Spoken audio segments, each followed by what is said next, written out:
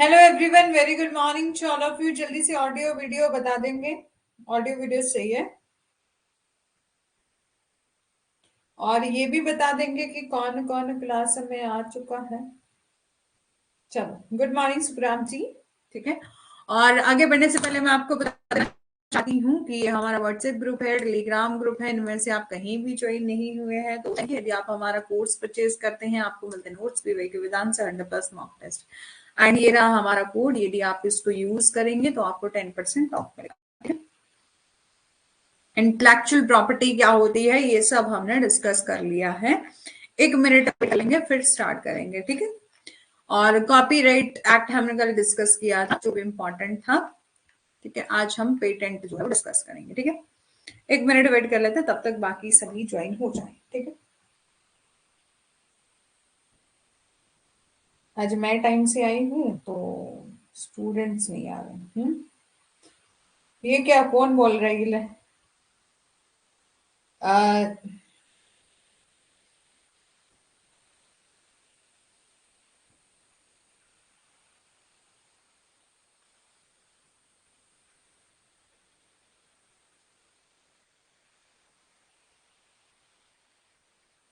अ, सुखराम जी, आपको भी क्या शेड्यूल नहीं दिखा था क्लास का?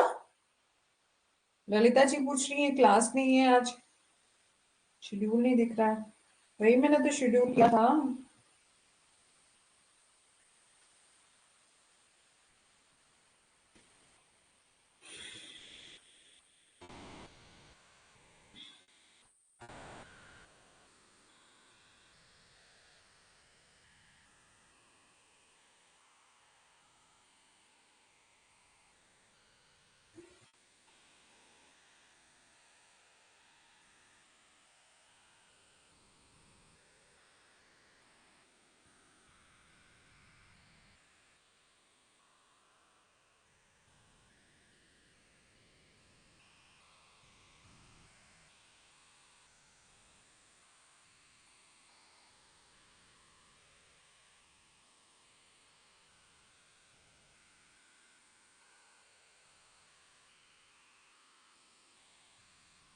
अच्छा, गुड मॉर्निंग, आपने मैसेज किया तब दिख गया, ठीक है।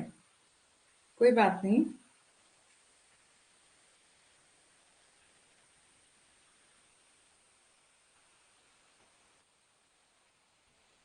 चलो स्टार्ट करते हैं।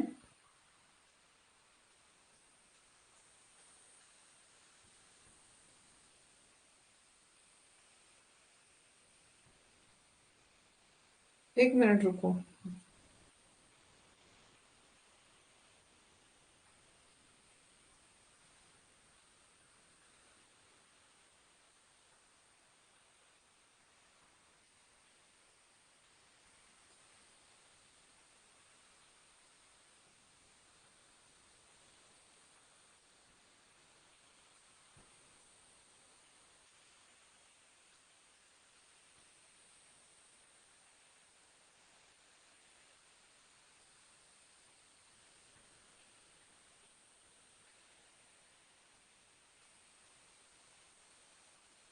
चलो, आज हम पेटेंट जो है वो डिस्कस करेंगे। पेटेंट क्या है? एक्सक्लूसिव राइट होता है जो कि ग्रांट किया जाता है किसी इन्वेंशन पर, यानी कि जब किसी पर्सन ने कुछ इन्वेंट करा है, कुछ नई इनोवेशन करी है, जैसे मशीन बनाई।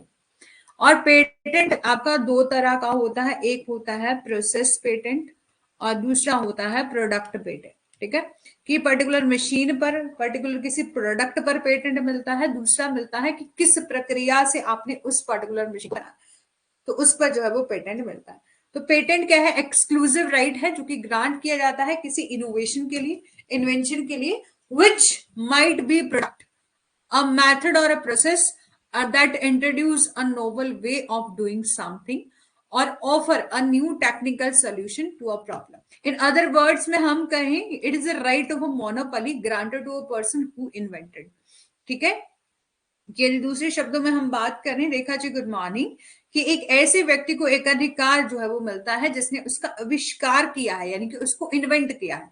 जैसे कि कुछ नई चीज बनाई, न्यू और यूजफुल आर्टिकल, कि नया और उपयोगी लेख, इम्प्रूवमेंट ऑफ एग्जिस्टिंग आर्टिकल, ठीक है, किसी मौजूदा लेख में सुधार, या न्यू प्रोसेस से आपने कोई न्यू आर्टिकल जो है वो बना। ठीक है, तो हमने स्टार्टिंग में बात करी कि पेटेंट आपका दो तरह का होता है, एक होता है प्रोसेस पेटेंट और दूसरा होता है प्रोडक्ट पेटेंट। ठीक है, पेटेंट जो है वो आपका ग्रांट किया जाता है हैविंग इंडस्ट्रियल कमर्शियल वैल्यू को देखकर, कि आपने कोई ऐसी न्यू पर्टिकुलर कोई प्रोडक्ट बनाया है, ठीक है, जिसकी इंडस्ट्रियल और कमर्शियल वैल्यू है।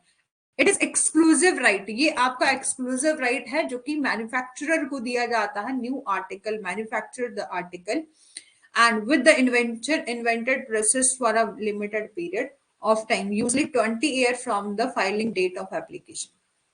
ठीक है, कि इसको रिन्यू करवाना पड़ता है। ठीक है, रिन्यू करवाना पड़ता है 20 ईयर तक जो है वो फ्रॉम फाइलिंग ऑफ एप्लीकेशन के बाद। ठीक है, यानी कि आविष्कार के प्रकटीकरण के बदले सीमित समय के लिए जो है वो प्रोटेक्शन दी जाती है, राइट्स दिए जाते हैं। कितने ईयर के लिए? 20 ईयर के लिए। In exchange for disclose the invention, a patent owner can sell his patent or grant license।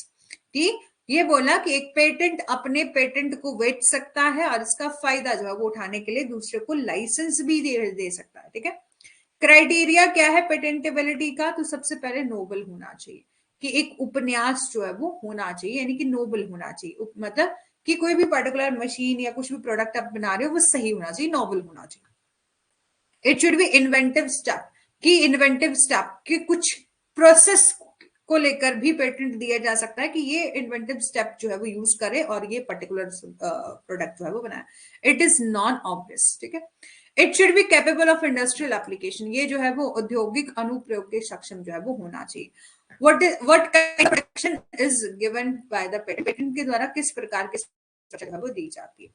Patent honour,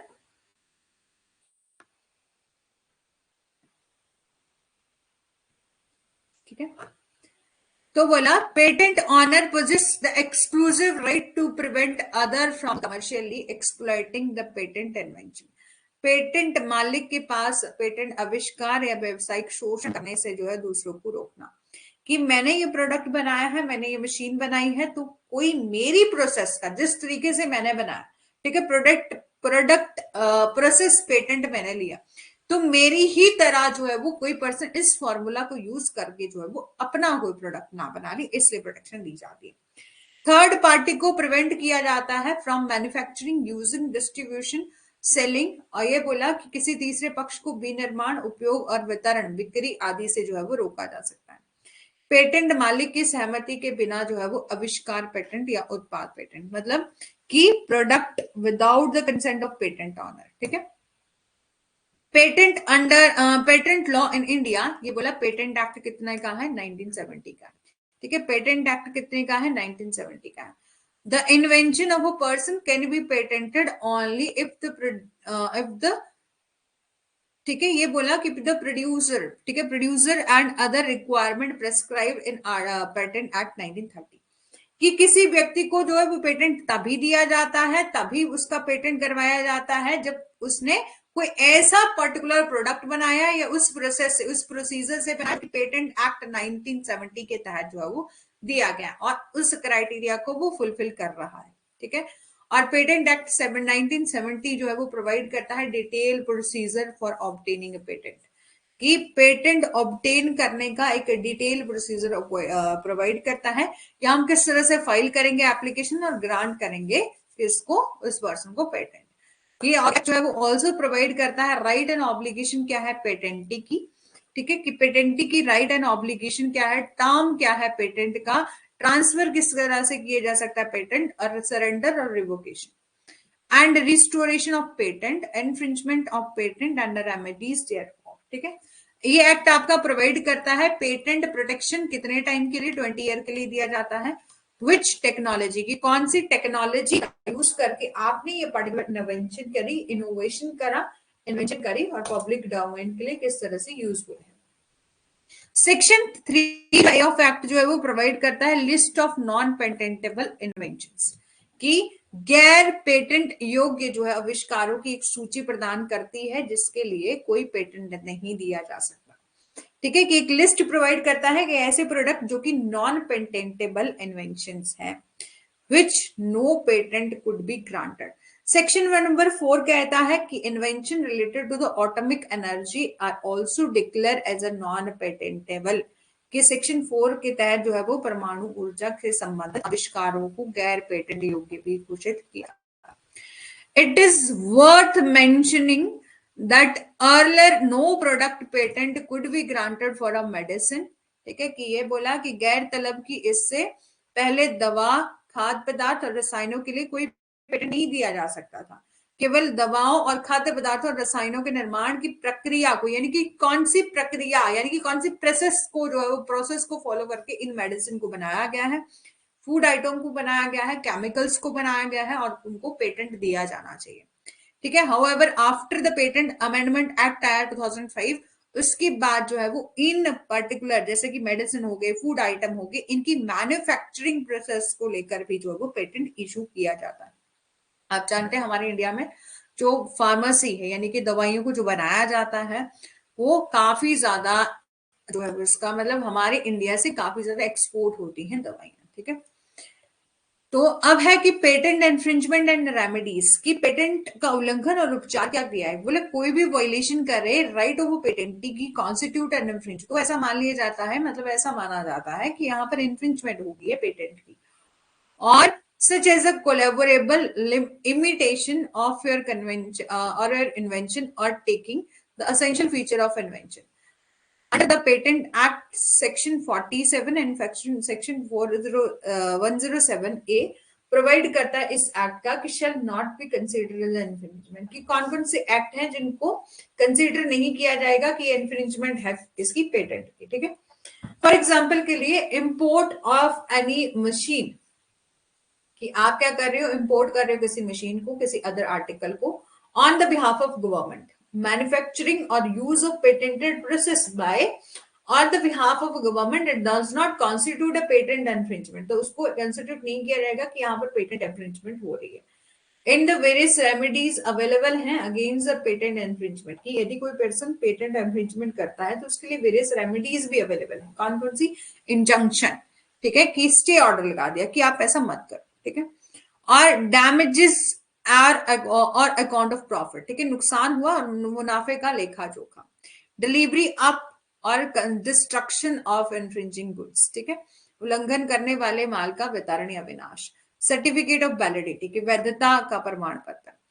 procedure क्या है ऑब्टेनिंग पेटेंट इन इंडिया, की क्या कुछ प्रोसीजर है कि जैसे आप ऑब्टेन कर सकते हो पेटेंट इन इंडिया में। तो सबसे पहले आप जो है वो फाइल करोगे पेटेंट की एप्लीकेशन इन पेटेंट ऑफिस में, फिजिकल मोड में और इलेक्ट्रॉनिक मोड में आप जो है वो फाइल कर सकते हैं। फॉलोइंग स्टेप आपको फॉलो करने पड़ेंगे, इन्वॉल्व होंगे ऑब्टेनिंग अ पेटेंट। सबसे पहले आपको फाइल करनी पड़ेगी एप्लीकेशन की place of filing patent application, यहाँ पर बोला कि पेटेंट एप्लीकेशन जो है वो फाइल करी जाएगी head office of patent office, जहां पर भी ब्रांच ऑफिस है उसका, with in the territorial limit, की आपके टेरिटोरियल लिमिट में कहां पर जो है उसका ब्रांच ऑफिस है। फिर एप्लीकांट नॉर्मली रिजाइड और हैज अ डोमिसाइल, की आवेदक जो है वो आमतौर पर या अधिवास है। Applicant has place of business, कि कहां पर जो है वो फाइल करेगा एप्लीकेशन, जहां पर वो रहता है, डोमिसाइल है वो, रेजिडेंस है उसका। दूसरा, जहां पर वो बिजनेस कर रहा है। ठीक है, थर्ड बोला कि एट प्लेस, जहां पर उसने इन्वेंशन करी है और एक्चुअली ओरिजिनेट करा है उस पर्टिकुलर प्रोडक्ट को, वहां पर जो है वो एप्लीकेशन फाइल करेगा। फिर बोला कि मोड क्या है फाइल करने के, आप जो है वो बाय पोस्ट भी कर सकते हैं, बाय हैंड भी कर सकते हैं, और आप जो है वो ऑनलाइन भी फाइल कर सकते हैं। फिर बोला कि you can file, who can file, कौन पर्सन जो है वो फाइल करेगा एप्लीकेशन। तो बोला फॉलोइंग पर्सन, चाहे आइदर अलोन, अकेले या ज्वाइंटली जो है वो फाइल कर सकते हैं पेटेंट एप्लीकेशन। कौन कौन से, any person claiming to be true और फर्स्ट इन्वेंटर ऑफ इन्वेंशन, आविष्कार का सच्चा और पहला आविष्कारक होने का दावा करने वाला कोई भी व्यक्ति। दूसरा, assignee of the above in respect of right to make such application, इस तरह के आवेदक करने से के अधिकार के संबंध में उपरोक्त का असाइनी। और legal representative of any deceased person, ठीक है, who was entitled to make such application immediately before the death, ठीक है, before his death। देखो बोला कि कौन कौन पर्सन फाइल करेगा एप्लीकेशन। तो गुड मॉर्निंग भूमिका जी। कौन कौन पर्सन फाइल करेगा? तो सबसे पहले बोला एनी पर्सन, कोई भी पर्सन क्लेम कर सकता है जो कि फर्स्ट और ट्रू इन फर्स्ट इन्वेंटर है, जिसने इन्वेंट करा है। दूसरा, assignee of above in respect of a right to make such application, ठीक है। और फिर बोला कि लीगल रिप्रेजेंटेटिव, यानी किसी डिसीज की, यानी कि किसी की डेथ हो गई तो उसका लीगल रिप्रेजेंटेटिव, ठीक है, जो कि इंटाइटल था, कि इंटाइटल है कि वो एप्लीकेशन दे सकता है इमीडिएटली बिफोर हिज डेथ, ठीक है। और फॉर्म क्या है, फॉर्म ऑफ एप्लीकेशन क्या है? तो बोला every patent application shall be for one invention only, ठीक है, कि एक इन्वेंशन के लिए एक ही एप्लीकेशन जाएगी। ऐसा नहीं है कि एक एप्लीकेशन आप फाइल कर रहे हो, उसमें आप प्रोडक्ट पेटेंट भी ले रहे हो, प्रोसेस पेटेंट भी ले रहे हो, ठीक है। तो एक पर्टिकुलर पेटेंट के लिए आपको एक इन्वेंशन के लिए एक जो है वो एप्लीकेशन देनी पड़ेगी। और फिर है आपका every application must be specified applicant process the invention identified an individual claiming to the true or first inventor. If the individual claiming to be the true or first inventor is not the applicant or one of the applicant, and the application must be stated that the applicant believe the person so listed name to be true or first inventor, ठीक है। कि प्रत्येक आवेदक को यह निर्दिष्ट करना होगा कि आवेदक के पास आविष्कार है, यानी कि उसने क्या किया है, कुछ ना कुछ इन्वेंट किया है, वो यानी कि ट्रू और फर्स्ट इन्वेंटर है जिसने कुछ ना कुछ इन्वेंट करा है। और यदि सही और पहला आविष्कारक होने का वो दावा करने वाला एक व्यक्ति आवेदक या आवेदक में से नहीं है, तो आवेदक को ये बताना होगा कि आवेदक इस तरह से सूचीबद्ध नामित व्यक्ति को सही और पहला आविष्कारक जो है वो मानता है, ठीक है। और इसके अलावा एप्लीकेशन मस्ट बी अकम्पनीड होनी चाहिए बाय द प्रोविजनल और द कंप्लीट स्पेसिफिकेशन, और filing of provisional and complete specification, अंतरिम और पूर्ण विनिर्दिष्ट जो है वो दाखिल करना होगा। What is a patent specification? यहां पर बोला पेटेंट स्पेसिफिकेशन क्या है। A patent specification of is a technical document describing the invention, कि एक पेटेंट में निर्दिष्ट आविष्कार का वर्णन करने वाला एक तकनीकी दस्तावेज है। और provisional specification give the initial description, कि जो प्रोविजनल स्पेसिफिकेशन है वो आपका इनिशियल डिस्क्रिप्शन देगा इसका इन्वेंशन का, यानी कि उस पर्सन ने ये पर्टिकुलर इन्वेंशन जो है वो करी है। फाइल करेगा पेटेंट एप्लीकेशन, और वेर एज ऑल कंप्लीट हो जाती है स्पेसिफिकेशन, ठीक है। स्पेसिफिकेशन आपकी कंप्लीट हो जाती है, full name, sufficient detail of invention और such as manner that person skill, उस पर्सन ने इस स्किल का यूज करके, इस पर्टिकुलर प्रोसेस का यूज करके उसने इन्वेंशन करा है, वो सब कुछ अपनी डिस्क्रिप्शन जो है वो देगा। तो बोला if patent application is accompanied by the provisional specification, कि यदि जो है वो पेटेंट आवेदन एक अंतरिम विनिर्दिष्ट के साथ है, तो complete specification has to be filed within 12 month. तो कंप्लीट स्पेसिफिकेशन जो है वो विद इन 12 मंथ जो है वो दिए के भीतर जो है वो दायर किया जाएगा। यदि उक्त अवधि के भीतर दायर नहीं किया जाता है तो आवेदक को परित्यज्य जो है वो मान लिया जाएगा, ठीक है। यानी कि उसको विद इन 12 मंथ जो है वो फाइल करना पड़ेगा। Specification has been filed within 12 month from the date of filing such application, ठीक है। Claim of priority date, priority date का क्लेम यानी कि प्राथमिकता तिथि का दावा। यहां पर बोला कि प्रायोरिटी डेट एक ऐसी डेट होती है, ठीक है, मतलब एक ऐसी डेट होती है जिस डेट को पेटेंटी ने क्लेम करा हुआ अपना इन्वेंशन, ठीक है, कि जिस पर पेटेंट धारक ने अपना आविष्कार का दावा जो है वो किया हो। There shall be priority date for such claim of complete specification. Generally, the priority date is the date of filing in a provisional specification, provided the claim contained therein are fairly based on description of the invention as given to the provisional specification, but when the patent application is accompanied by the complete specification or application is post dated, ठीक है। यदि application जो post dated हो जाती है date of filing the complete specification, in case priority date shall be date of filing of complete specification, यानी कि जिस दिन आपका फुल स्पेसिफिकेशन एड्रेस वगैरह सब कुछ जो भी आपका था वो कंप्लीट हो गया काम, वो आपकी स्पेसिफिक प्रायोरिटी डेट जो है वो रहेगी, यानी कि उस पर्टिकुलर डेट पर आपने क्लेम किया था कंप्लीट स्पेसिफिकेशन। ठीक है।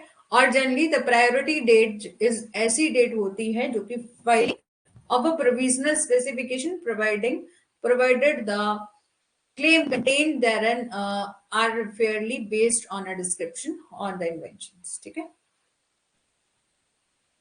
और अब अमेंडमेंट ऑफ स्पेसिफिकेशन का क्या मतलब है कि आपने जो कुछ भी अपनी इंफॉर्मेशन दी उसमें यदि आप अमेंडमेंट करना चाहो तो एप्लीकांट में अमेंड कर सकता है the application the complete specification and other document before or after the grant of a patent. Such amendment shall be in accordance with the procedure prescribed as regarded to the permission of the controller and the publication of amendment. कि patent आवेदक patent देने से पहले या बाद में आवेदन पूर्ण विनिष्ट एंड और अन्य दस्तावेजों में संशोधन कर सकता है और ऐसा संशोधन नियंत्रण की अनुमति और संशोधन के प्रकाशन के संबंध में निर्धारित प्रक्रिया के अनुसार रहेगा। Publication and examination of application, ठीक है। यहां पर बोला कि पब्लिकेशन और एग्जामिनेशन ऑफ एप्लीकेशन किया जाएगा। तो ये बोला the patent application shall not be open to the public until the expiry of 18 month कि अब पेटेंट आवेदन दाखिल करने की तारीख या आवेदन की प्राथमिकता की तारीख से 18 मंथ की समाप्ति तक जो है वो जनता के लिए खुला नहीं होगा। यानी कि patent application shall not be open to the public until the expiry of 18 from the date of filing of application. Date of priority of application जो है वो रहेगी। हाउएवर यदि हम बात करें तो applicant may request to the controller to publish the application at an earlier date कि हालांकि आवेदक नियंत्रण से पहले आवेदक को पहले की तारीख तक प्रकाशित करने का अनुरोध जो कर सकता है। Application is published within 1 month after the expiry of the said period of 18 month। 18 month की अवधि की समाप्ति से पहले जो है वो प्रकाशित करना पड़ेगा, पब्लिश जो है वो करना पड़ेगा। ये बोला thereafter a request has been made by the applicant or other interested person for the examination of application such as a request shall be made within 48 months from the date of priority of application or from the date of filing an application whichever is earlier। ठीक है, जो भी पहले कि इसके बाद आवेदक या अन्य इच्छुक व्यक्तियों द्वारा आवेदन की जांच के लिए अनुरोध किया जाना चाहिए। इस तरह का अनुरोध आवेदन की प्राथमिकता की तारीख से 48 महीनों या आवेदन दाखिल करने से जो भी पहले हो किया जाएगा। यदि निर्धारित अवधि के भीतर अनुरोध नहीं किया जाता है तो आवेदक को वापस ले लिया जाएगा। टाइमिंग क्या है? Time for putting application in order for grant, अनुदान के लिए आवेदन करने का समय। Applicant must comply within all requirement imposed on him or under the act in relation to the application within 12 months from the date on which is controller forward to the applicant the first statement of objection to the application, complete specification and other document is related। ठीक है कि अनुदान करने के लिए यानी कि grant करने के लिए, पेटेंट ग्रांट करने के लिए आवेदन करने का समय कितना होगा।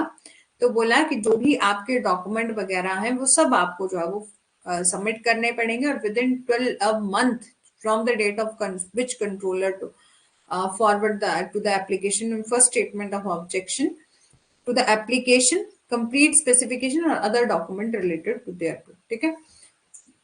Opposition to grant a patent. Opposition से आप क्या समझते हैं कि विरोध में कि कोई पर्सन जो है वो मतलब पहले से जो प्री ग्रांट ऑपोजिशन का क्या मतलब है कि ग्रांट पेटेंट ग्रांट करने से पहले किसी को ऑब्जेक्शन तो नहीं है, उससे रिलेटेड भी जो जैसे before the patent has granted any person may in writing represent करेगा way of opposition the controller against the grant of patent कि पेटेंट प्रदान किए जाने से पहले कोई व्यक्ति लिखित रूप से पेटेंट के अनुदान के खिलाफ नियंत्रक के विरोध के माध्यम से प्रतिनिधित्व कर सकता है। पोस्ट ग्रांट ऑपोजिशन से आप क्या समझते हैं? तो बोला after the grant of patent before the expiry of 1 year, यानी कि जिस दिन आपको पेटेंट मिल गया उससे लेकर 1 ईयर तक, 1 year from the date of a publication publication of a grant of a patent, any interested person may give a notice of opposition to the controller. कि कोई भी इंटरेस्टेड इच्छुक व्यक्ति जो है वो नियंत्रण को विरोध की सूचना को दे सकता है। इसके बाद जो है वो नियंत्रण विपक्षी बोर्ड का गठन करता है और बोर्ड की रिपोर्ट के आधार पर पेटेंट जो है वो रद्द किया जाता है और पेटेंट में रिवोक कर सकता है on the basis of report of the board. ठीक है, ग्रांट ऑफ पेटेंट क्या है? तो यहां पर बोला कि वही के एंड में जो है वो ग्रांट कर दिया जाएगा पेटेंट। इफ यदि application for patent is found to be order, यदि ऐसा होता है कि फाउंड होती है कि एप्लीकेशन सही है, ऑर्डर में है, सही है, ठीक है, तो पेटेंट जो है वो आपको ग्रांट कर दिया जाता है। और on the grant of a patent the controller publishes the fact of such grant और thereupon the application and other document shall be open for the public inspections। कि पेटेंट प्रदान करने पर जो है वो नियंत्रण ऐसे अनुदान के तथ्य को प्रकाशित करता है, उसके बाद जो है वो आवेदन या अन्य दस्तावेज सार्वजनिक निरीक्षण के लिए खुले होंगे। तो मतलब व्हाट आर द बेनिफिट, क्या है बेनिफिट है यदि पेटेंट जो है रजिस्ट्रेशन हो जाता है? तो सबसे पहले बोला patent registration ensure the complete protection, की एक बार पेटेंट रजिस्टर्ड हो गया तो कंप्लीट प्रोटेक्शन दे दी जाती है आपके पेटेंट को, जो भी आपने मशीन या कुछ भी इन्वेंट करा है अगेंस्ट अनऑथराइज्ड यूज, आपके उस प्रोडक्ट को कोई भी अनऑथराइज यूज नहीं करेगा। बढ़िया, ठीक है, 20 सालों तक जो है वो 20 वर्ष की अवधि के लिए किसी भी अनधिकृत उपयोग के खिलाफ जो है वो आपके पेटेंट आविष्कार की पूर्ण सुरक्षा को सुनिश्चित करता है। Patent registration allowed you to enjoy the monopoly in a market as regards your invention during the period of patent protection। कि पेटेंट पंजीकरण आपको पेटेंट संरक्षण की अवधि के दौरान अपने आविष्कार के संबंध में बाजार में एकाधिकार का आनंद लेने की अनुमति जो है वो देता है। ठीक है, कि आपका बिल्कुल मोनोपोली है कि आपका उस पर्टिकुलर जो भी आपने प्रोडक्ट बनाया है, जो भी आपने इन्वेंशन करी है, उस पर आपको मोनोपोली मिली हुई है कि आपका अधिकार है। Patent registration confer exclusive right, कि एक बार आपको पेटेंट मिल गया तो आपको इस प्रोडक्ट पर एक्सक्लूसिव राइट मिल गया, कि आपको एक्सक्लूसिव राइट मिल गया, right to exploit the patent. हाँ, सिर्फ एक का ही राइट, ठीक है, बिल्कुल मोनोपोली। और पेटेंटी और लाइसेंस की आपको बिल्कुल एक्सक्लूसिव राइट मिल गया कि आपके अलावा कोई उसको यूज नहीं करेगा जब तक आप किसी को लाइसेंस नहीं दे देते, जब तक आप उसको असाइन नहीं कर देते। ठीक है, और you can license the patent and gain royalty for the same. ठीक है, आप पेटेंट का लाइसेंस प्राप्त कर सकते हैं और उसी के लिए रॉयल्टी प्राप्त जो है वो कर सकते हैं। ठीक है, ट्रेडमार्क एंड सर्विस मार्क। ठीक है, तो ट्रेडमार्क एक ऐसा सिंबल होता है। ठीक है, अब हम ट्रेडमार्क के बारे में जानेंगे। तो ट्रेडमार्क क्या है? एक सिंबल होता है, जैसे आपका एडिडास हो गया, जैसे एडिडास के होते हैं ना कि ऐसे ऐसे 3 एरो जो है वो लगाए होते हैं। ठीक है, एडिडास हो गया और एप्पल हो गया, हाफ एप्पल हो गया, है ना, और कोका कोला हो गया। ये सब जो है वो क्या है? सिंबल है, जिनका यूज किया जाता है अपनी गुड्स को बेचने के लिए, और goods of one enterprise from its competitor. ठीक है, ये ट्रेडमार्क एक प्रतीक है जिसका उपयोग एक उद्यम के सामान को उसके प्रतिस्पर्धियों से अलग करने के लिए जो है वो किया जाता है। ट्रेडमार्क कोई सिंगल लेटर भी हो सकता है, लोगो भी हो सकता है, सिंबल भी हो सकता है, डिजाइन भी हो सकता है, नंबर भी हो सकता है, 3 ठीक है, डायमेंशनल फीचर। ठीक है, यहां पर बोला इसकी 3 आयामी विशेषताएं हैं, जैसे कि उस प्रोडक्ट की पैकेजिंग, शेप, ये सब भी जो है वो किस में आते हैं? ट्रेडमार्क में आते हैं। सबसे पहले ट्रेडमार्क की डेफिनेशन कहां पर दी है? तो ये बहुत इंपॉर्टेंट है, ट्रेडमार्क की डेफिनेशन सेक्शन 2ZB में जो है वो दी है। ठीक है, 2ZB में जो है वो ट्रेडमार्क की डेफिनेशन दी है।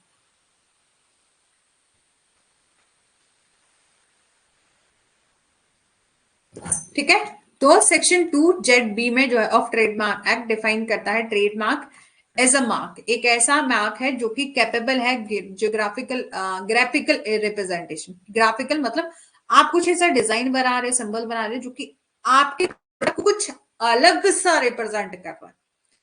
ठीक है, ग्राफिकल रिप्रेजेंटेशन के लिए जो है कैपेबल है, विच कैन बी यूज, जिसका हम यूज डिस्टिंग्विश्ड करने के लिए, यानी कि अपने गुड्स एंड सर्विस को डिफरेंट तरह से शो करने के लिए जो है कर सकते हैं, और one person from those another. ठीक है, एक व्यक्ति को वस्तुओं या सेवाओं को दूसरे से जो है अलग करके किया जा सकता है। ट्रेडमार्क इंक्लूड होता है शेप ऑफ गुड्स, ठीक है, packaging and combination of colour, hence distinctiveness is a hallmark of the trademark. ठीक है, कि ट्रेडमार्क क्या है, तो उसकी पैकेजिंग, रंगों का संयोजन, ये सब शामिल हो सकता है, इसलिए विशिष्टता एक ट्रेडमार्क की पहचान है। Trademark is used in connection with the service such as tourism, banking, ठीक है, are also called as service mark. ठीक है, कि ट्रेडमार्क में गुड्स का लोगो या प्रोडक्ट लोगो या सिंबल वगैरह तो यूज होता है, सर्विसेज मार्क भी जो है वो ट्रेडमार्क में ही आते हैं। Trademark use in connection with the service such as tourism, banking, इनको हम सर्विस मार्क जो है वो कहते हैं। The owner has exclusive right, कि जिस भी पर्सन ने ट्रेडमार्क लिया है उसको एक्सक्लूसिव राइट मिल जाएगा ऑफ अ ट्रेडमार्क के लिए। और there are the 45 classes of trademark हैं, consisted of 34 classes of product and 11 classes of services हैं। ठीक है, तो फंक्शन एंड पर्पसेस क्या है ट्रेडमार्क के, तो यहाँ पर बोला ट्रेडमार्क क्या है, सिंबल है जो कि आपके प्रोडक्ट को आइडेंटिफाई करने के लिए दिया जाता है और उसके सोर्सेस को आइडेंटिफाई जो है करता है। It reflect the goodwill of a business, ये जो है वो गुडविल ऑफ बिजनेस को रिफ्लेक्ट करता है। It ensure the consumer about the established quality of product, कि ये प्रोडक्ट की क्वालिटी के बारे में जो है वो अश्योर करता है। ठीक है, और it serve as advertisement of for the product, कि ये उत्पाद के लिए जो है वो एक विज्ञापन के रूप में जो है वो कार्य करता है। और रजिस्टर्ड ट्रेडमार्क प्रोवाइड करता है legal protection of your brand. ठीक है, कि एक पंजीकृत ट्रेडमार्क अपने ब्रांड को जो है वो कानूनी सुरक्षा प्रदान करता है। It help to establish a dedicated consumer based by preventing other from intimating your brand. ठीक है, यहाँ पर बोला कि एक दूसरे को अपने ब्रांड की नकल करने से रोककर एक समर्पित उपभोक्ता आधार स्थापित करने में जो वो मदद करता है। ठीक है, सबसे पहले ट्रेडमार्क क्या है, सिंबल है जो कि आइडेंटिफाई करता है उस प्रोडक्ट और सोर्सेस को, ये रिफ्लेक्ट करता है गुडविल ऑफ बिजनेस को, it ensure assure the consumer about established quality of a product, and it serve as advertisement of a product for a product, and a registered trademark provide protection of their brand. अब laws कौन सा, यानी कि law कौन सा है जो कि बात करता है ट्रेडमार्क के बारे में, तो ये बोला कि regulating act trademark in India, तो ट्रेडमार्क एक्ट है 1999। ठीक है, 1999 का trademark act 1999 was enacted to provide for the registration for better protection of trademark for goods and service as well as prevent the use of fraudulent mark, कि जो ये आपका trademark अधिनियम है, ये एक्ट है 1999 वो वस्तुओं और सेवाओं के लिए ट्रेडमार्क के पंजीकरण और बेहतर सुरक्षा प्रदान करने से साथ धोखाधड़ी से उसका जैसे मिसयूज ना करे या फ्रॉडुलेंट तरीके से उस मार्क का यूज ना करे। ठीक है, उसके बारे में भी बात करता है। इस एक्ट में कौन कौन से प्रोविजन दिए हैं, registration of trademark, effect of registration, right of trademark holder, और स्पेशल प्रोविजन रिलेटेड है protection of a trademark through the international registration under the Madrid protocol. ठीक है, और यूज किस तरह से किया जाएगा ट्रेडमार्क और रजिस्टर्ड यूजर्स, और कलेक्टिव मार्क क्या है, certification of trademark, assignment and transmission of trademark, infringement and passing of action in the trademark and legal remedies thereof, and बोला a trademark is a registered for the 10 year। Trademark जो है वो आपका 10 सालों के लिए रजिस्टर्ड किया जाता है, लेकिन इसे समय पर नवीनीकृत किया जा सकता है और अनिश्चित काल के लिए उपयोग भी जो है वो किया जा सकता है। इन्फ्रिंजमेंट ऑफ ट्रेडमार्क क्या बोला, in order to constitute an infringement of trademark following condition जो है वो क्या करनी पड़ेगी, रिक्वायर होनी चाहिए। यानी कि किसी पर्सन ने, हम कब कहेंगे कि इस पर्सन ने इन्फ्रिंजमेंट किया है किसका, ट्रेडमार्क का, तो सबसे पहले the person not authorise to use a trademark, उस पर्सन को ऑथराइज नहीं किया था कि वो यूज कर सकता है उस ट्रेडमार्क को, फिर भी उसने जो है वो यूज किया। और the infringing trademark is similar identical deceptively similar और ऑलरेडी रजिस्टर्ड ट्रेडमार्क, की उल्लंघन करने वाला ट्रेडमार्क पहले से पंजीकृत ट्रेडमार्क के समान और भ्रामक रूप में, मतलब सिमिलर है, ऑलरेडी रजिस्टर्ड ट्रेडमार्क है उसका। Infringing trademark must be used in course of regular trade in which the registered proprietor or used is already engaged। उल्लंघन करने वाला ट्रेडमार्क का उपयोग नियमित व्यापार के दौरान किया जाना चाहिए जिसमें पंजीकृत मालिक या उपभोक्ता करता पहले से ही जो है वो लगा हुआ है।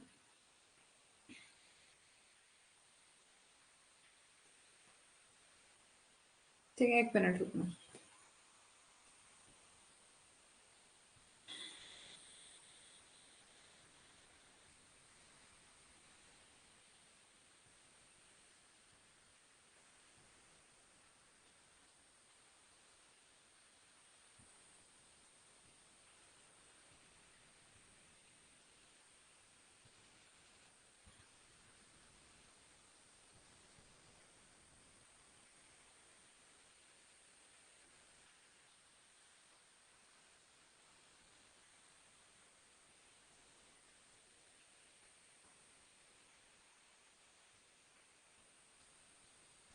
ठीक है, infringing trademark must be used in the course of regular trade in which the registered proprietor or user is already engaged।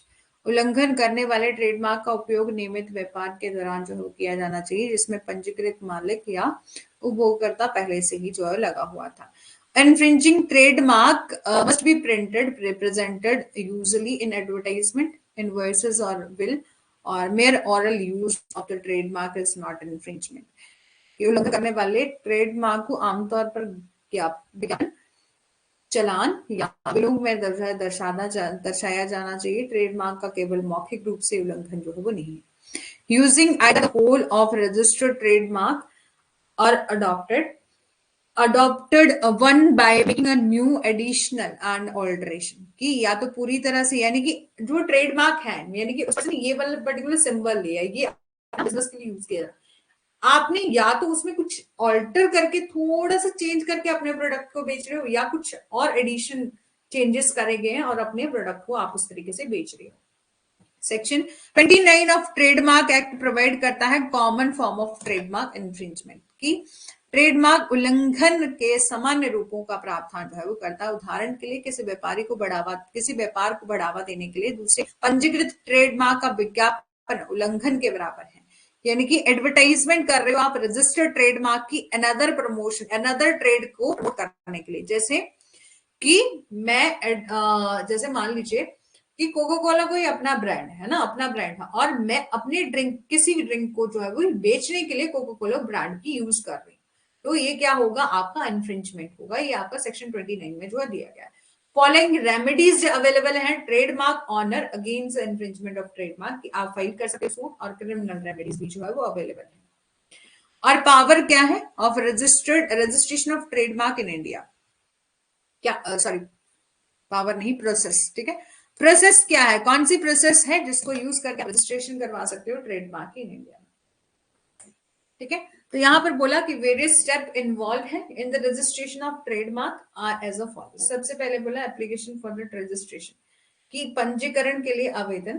तो सबसे पहले a person claiming to be a proprietor of a trademark use और propose to be used by. ठीक है, कि एक व्यक्ति जो कि उपयोग के लिए ट्रेडमार्क का मालिक होने का जो है वो दावा करता है।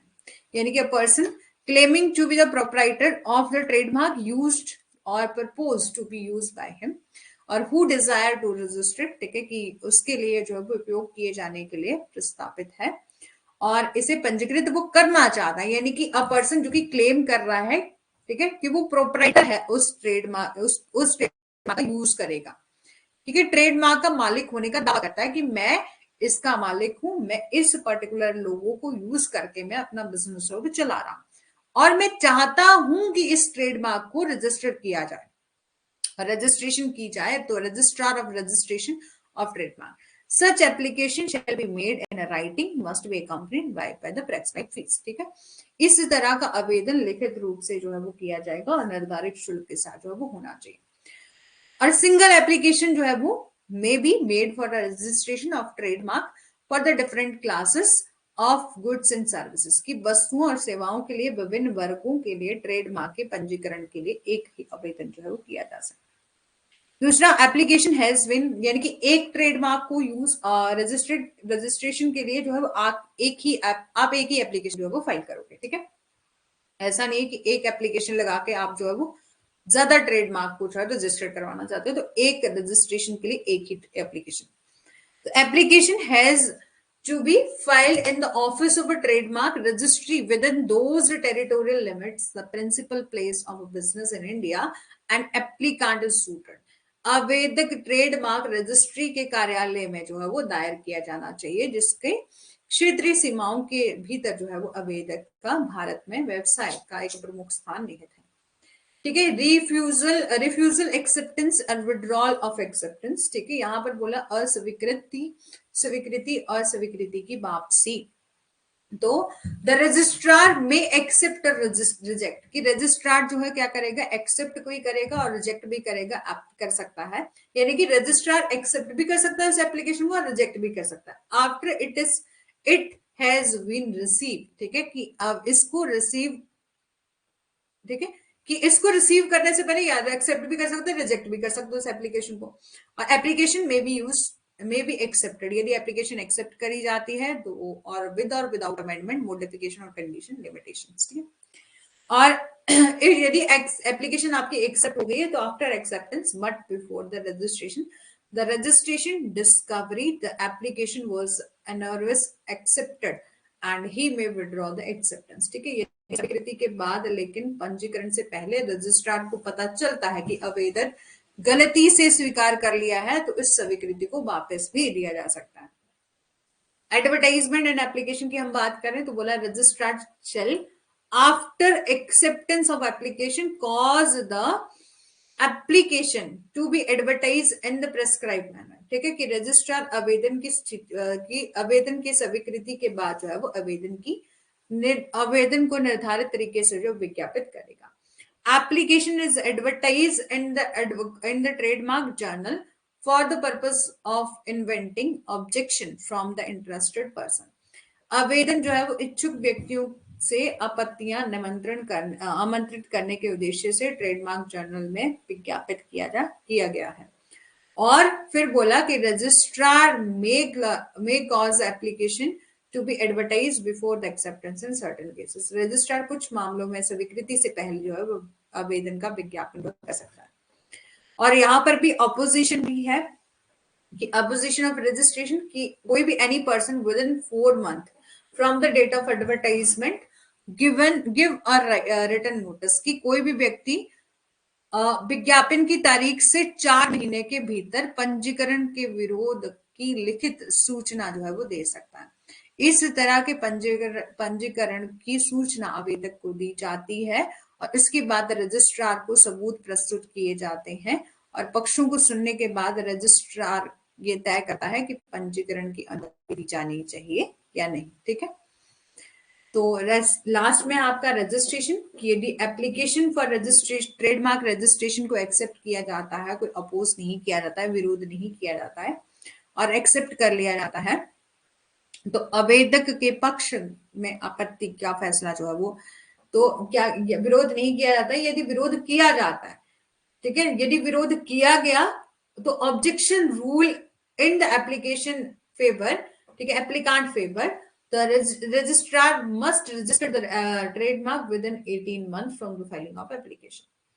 यदि ट्रेडमार्क पंजीकरण के लिए आवेदन स्वीकार किया जाता है और विरोध नहीं किया जाता है, तो यदि विरोध किया जाता है तो आवेदक के पक्ष में आपत्ति का फैसला सुनाया जाता है। तो रजिस्ट्रार को आवेदन दाखिल करने से 18 महीने के भीतर जो है वो ट्रेडमार्क पंजीकृत करना होगा।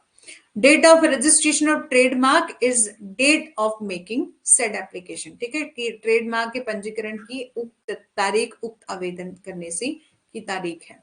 Registration of trademark, registrar shall issue to the applicant a certificate in a prescribed form of the registration। कि ट्रेडमार्क के पंजीकरण पर रजिस्ट्रार आवेदक को उसके पंजीकरण के निर्धारित रूप में प्रमाण पत्र जो है वो जारी करेगा और जिसे ट्रेडमार्क रजिस्ट्री के द्वारा मोहर लगा दी जाएगी और ट्रेडमार्क जो है वो रजिस्टर्ड मान लिया जाएगा। ठीक है, समझ आ गया कि बिना अपोजिशन के उसको एक्सेप्ट कर लिया जाता है, तो एक्सेप्ट कर लिया जाएगा। यदि एक अपोज कुछ एक फॉर्मेलिटी रह भी जाती है तो विद इन 18 मंथ में जो है वो आप जब फाइल करोगे एप्लीकेशन, उसके 18 महीने के भीतर जो है वो आपको रजिस्ट्रेशन, आपके रजिस्ट्रार जो है वो रजिस्टर कर देगा आपके trademark. Date of registration of trademark कितनी रहेगी, तो date of making of the said application. ठीक है, on the registration of trademark the registrar वो इश्यू करेगा एप्लीकांट को एक सर्टिफिकेट प्रेस्क्राइब मैनर में, prescribe manner prescribe form of registration of seal, और जो कि सील और सिग्नेचर होगी ट्रेडमार्क रजिस्ट्री। बेनिफिट क्या है ट्रेडमार्क की रजिस्ट्रेशन की, तो बोला registered trademark is an intangible assets that add value to a business, की एक पंजीकृत ट्रेडमार्क एक अमूर्त संपत्ति है जो कि व्यवसाय के मूल्य को जोड़ता है। Trademark registration in creating a value, brand value and gaining a strong position in a market. ठीक है, ट्रेडमार्क पंजीकरण ब्रांड वैल्यू मूल्य बनाने और बाजार में एक मजबूत स्थिति प्राप्त करने की सहायता जो है वो करता है। Registration of trademark is a prima facie evidence in its validity. ठीक है, बेनिफिट क्या बताया ट्रेडमार्क रजिस्ट्रेशन के, तो बोला एक बार ट्रेडमार्क रजिस्ट्रेड हो गया तो ये इंटेंजिबल एसेट्स हैं और that add a value to a business. ठीक है, कि जो कि व्यवसाय के मूल्य को जोड़ता है। दूसरा बोला कि trademark registration in creating a brand value and granting a strong position in a market, कि ट्रेडमार्क पंजीकरण ब्रांड वैल्यू बनाने और बाजार में एक मजबूत स्थिति प्राप्त करने की सहायता करता है। और रजिस्ट्रेशन ऑफ ट्रेडमार्क क्या है, प्राइमा फेसी एविडेंस है जो कि वैलिडिटी के बारे में बात करता है। ठीक है, यानी कि इसकी वैलिडिटी के बारे में बात करता है।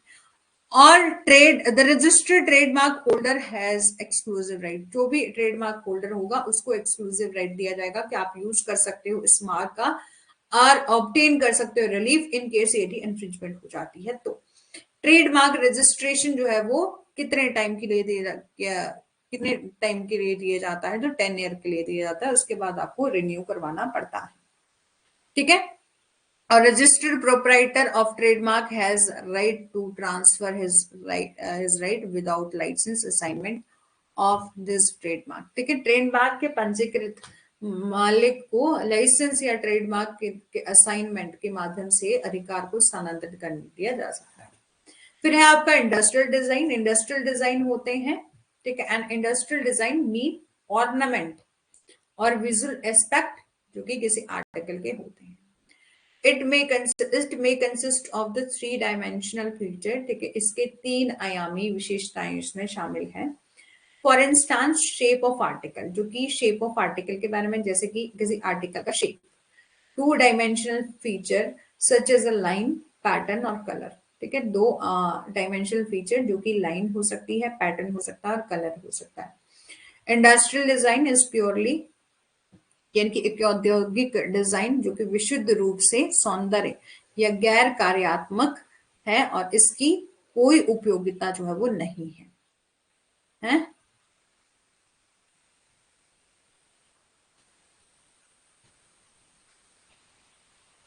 ये क्या है, सुनो।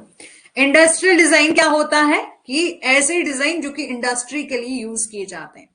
ठीक है, जैसे कि कोई रेखाएं, पैटर्न, रंग, ये सब जो है वो आपके इंडस्ट्रियल डिजाइन में यूज किए जाते हैं, जिसकी अपनी कोई कमर्शियल वैल्यू होती है। ऑर्नामेंट हो गए या विजुअल एक्सपेक्ट हो गए किसी आर्टिकल की। इट इज नेसेसरी कि प्रोवाइड करना लीगल प्रोटेक्शन की, ये बहुत ज्यादा नेसेसरी है कि इन इंडस्ट्रियल डिजाइन को लीगल प्रोटेक्शन जो है वो प्रोवाइड करना।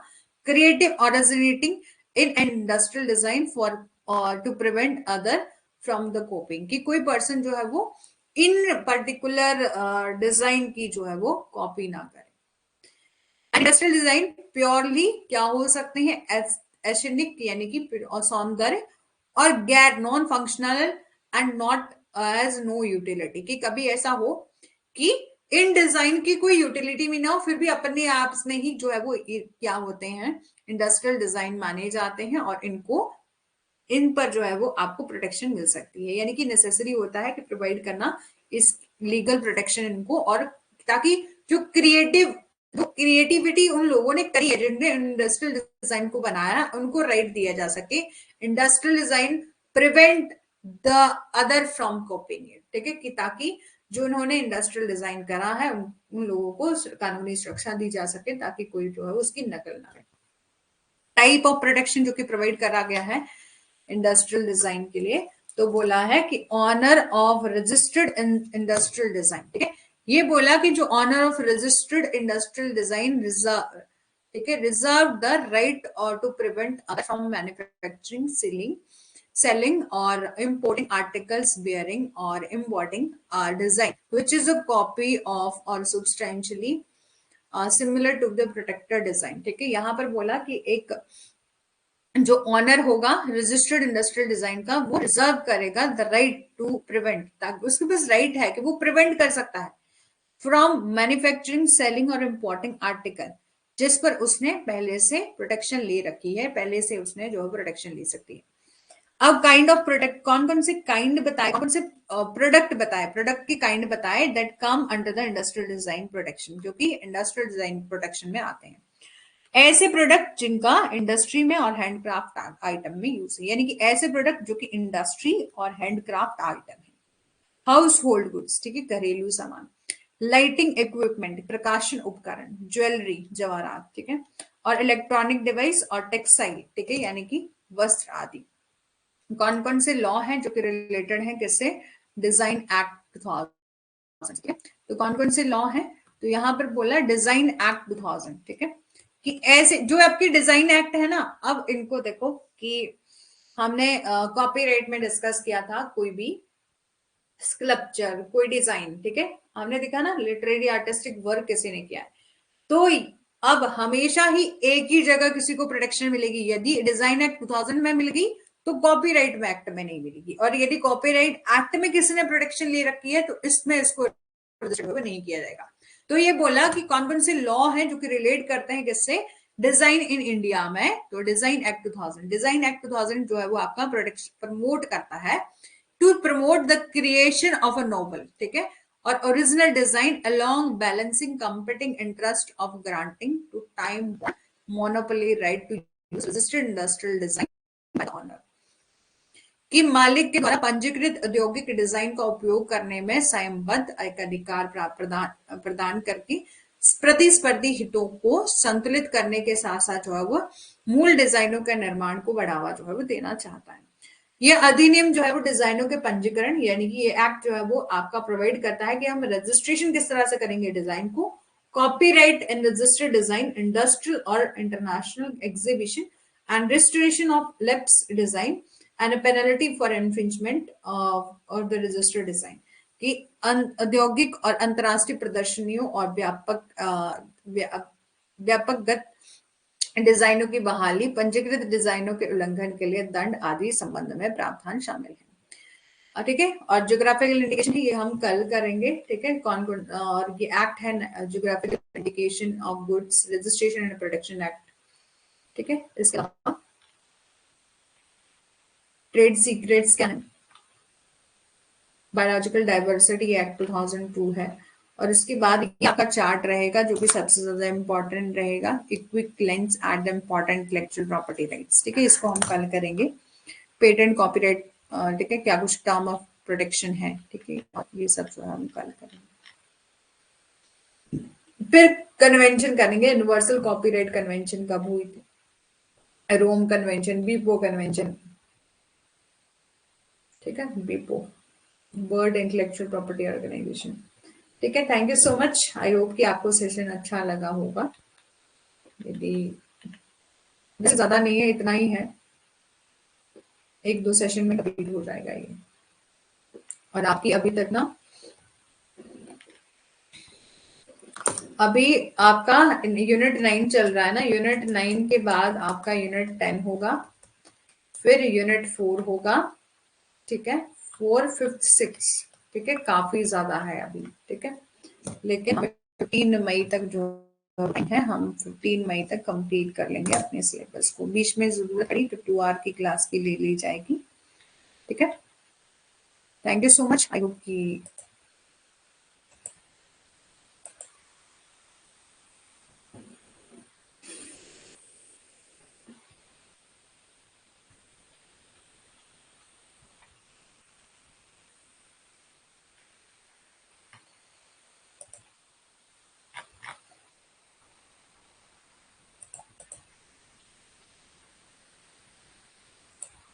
Thank you Sukhram ji.